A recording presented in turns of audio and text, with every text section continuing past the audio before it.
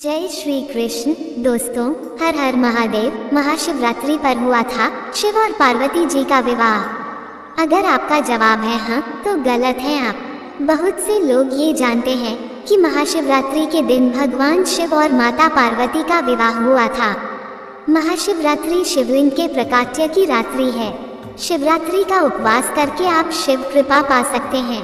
महाशिवरात्रि का पर्व फाल्गुन माह के कृष्ण पक्ष की चतुर्दशी तिथि को मनाते हैं। इस दिन व्रत रखकर भगवान शिव की पूजा करते हैं। इस साल महाशिवरात्रि 26 फरवरी दिन बुधवार को है। बहुत से लोग ये जानते हैं कि महाशिवरात्रि के दिन भगवान शिव और माता पार्वती का विवाह हुआ था। इस दिन भगवान शिव वैराग्य से दाम्पत्य जीवन में प्रवेश किए थे। बहुत लोगों से जब आप पूछेंगे कि महाशिवरात्रि क्यों मनाते हैं तो लोगों का जवाब यही हो सकता है। शिव पुराण की कथा के अनुसार जानते हैं कि क्या महाशिवरात्रि पर शिव और पार्वती का विवाह हुआ था।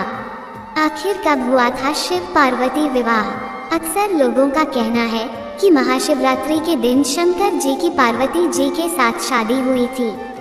ये दुनिया के लोग कहते हैं, लेकिन जिसने शिव पुराण की कथा सुनी होगी या पढ़ी हो तो शिव जी और माता पार्वती की शादी की जो तारीख है वो महाशिवरात्रि यानी फाल्गुन कृष्ण चतुर्दशी तिथि नहीं है।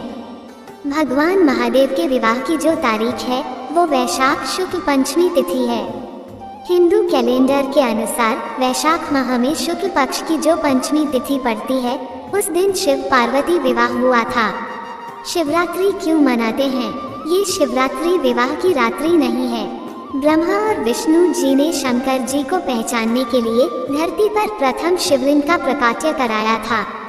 ये शिवरात्रि भगवान शिव के जन्म की शिवरात्रि है। ये शिवलिंग के प्राकट्य की शिवरात्रि है। आपसे कोई पूछे तो आप बताएं कि शिवरात्रि को भगवान शिव का जन्म हुआ था। शिवरात्रि का महत्व। एक बार भगवान शिव ने माता पार्वती को शिवरात्रि के महत्व के बारे में बताया था।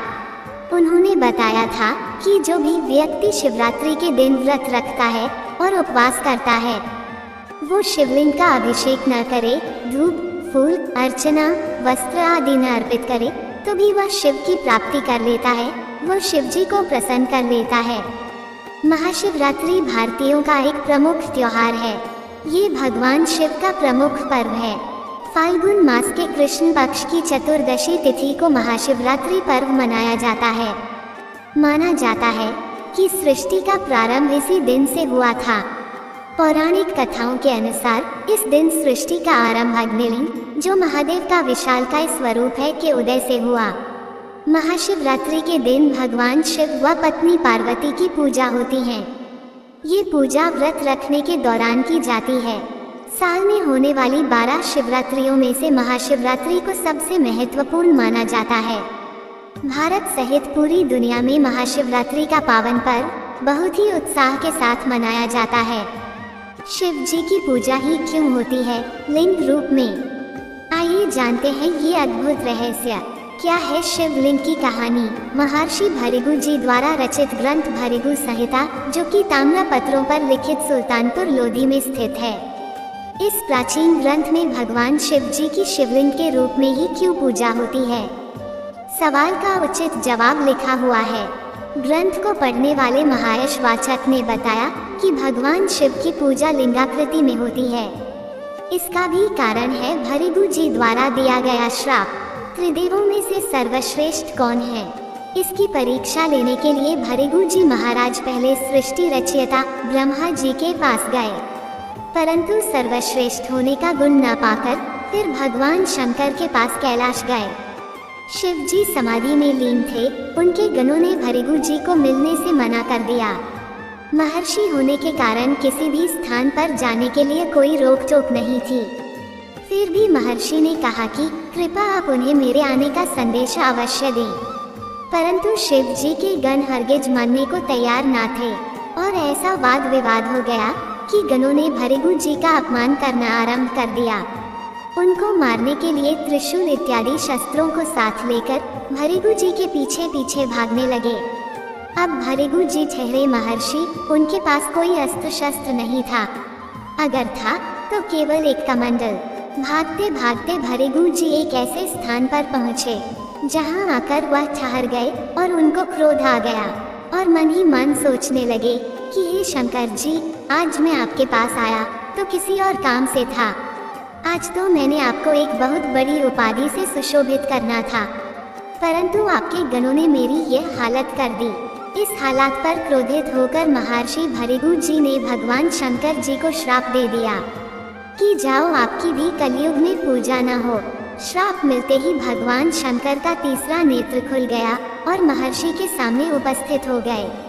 कहने लगे, हे भृगु, अपना दिया श्राप वापस लो, क्योंकि इस सृष्टि के निर्माण करने में मेरा भी नाम आता है।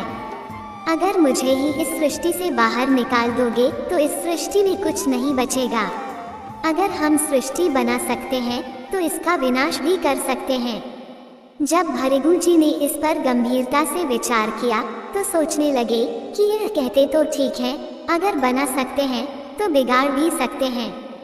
भृगु जी का भी क्रोध शांत हुआ और शंकर जी को कहा, हे शंकर जी, दिया गया श्राप तो वापस नहीं हो सकता, परंतु इसमें कुछ परिवर्तन किया जा सकता है। शंकर जी श्राप के परिवर्तन के लिए सहमत हो गए। तब महर्षि ने पूछा, प्रभु, क्या आप अब प्रसन्न हैं? तो शंकर जी ने सहमति जताई। तब महर्षि भृगु जी बोले कि आपकी कलयुग में पूजा अवश्य होगी, परंतु आप जो ये शारीरिक आकार लिए हुए हो, इस रूप में पूजा न होकर ब्रह्मांड रूपी लिंग आकृति में होगी। यही भृगु जी का श्राप ही सबसे बड़ा कारण है कि भगवान शंकर की पूजा एक लिंग की आकृति में होती है। तब भगवान शंकर जी ने महर्षि भृगु को आशीर्वाद दिया, हे महर्षि, आप जिस कार्य में लगे हुए हैं, आपका वह कार्य पूर्ण हो। धार्मिक ग्रंथों में लिखा गया है कि संत वचन पलटे नहीं पलट जाए ब्रह्मांड। शिवरात्रि मनाने की अन्य वजहें: 1. समुद्र मंथन के दौरान हलाहल नामक विष पैदा हुआ था, जिसे नष्ट करने के लिए भगवान शिव ने उसे अपने कंठ में रख लिया था। 2.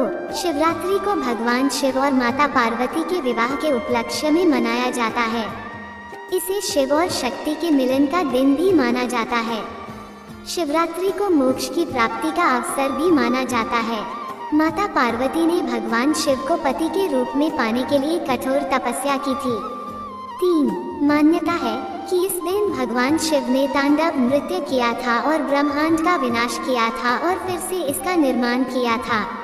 शिवरात्रि के प्रकार: हर महीने आने वाली शिवरात्रि को मासिक शिवरात्रि कहते हैं, जबकि फाल्गुन महीने के कृष्ण पक्ष की चतुर्दशी को महाशिवरात्रि मनाई जाती है। महाशिवरात्रि का महत्व मासिक शिवरात्रि से कई गुना ज्यादा होता है। तो दोस्तों, आपने आज के इस वीडियो से क्या सीखा और दोस्तों, आपको ये जानकारी कैसी लगी? कृपया कमेंट करके जरूर बताएं।